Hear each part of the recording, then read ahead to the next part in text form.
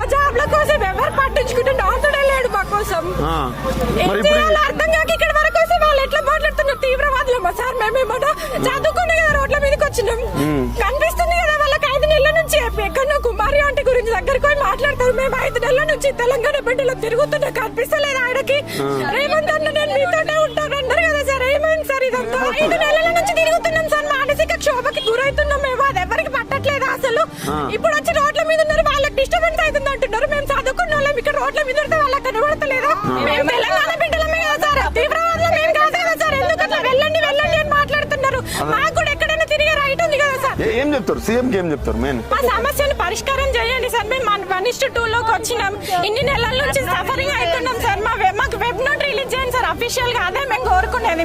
మీకు వ్యతిరేక మసలే కాదు సార్. మేము మీకు ఓట్లేసి నేను కాంగ్రెస్ గవర్నమెంట్ ఓట్లేసి ఆయన గెలిపించుకున్నాం సార్. మాకు మంచి చేస్తాడు అనేసి ఇప్పుడు ఇంత రోడ్ల మీకు వచ్చే పరిస్థితి ఎందుకు వచ్చింది సార్ మాకు?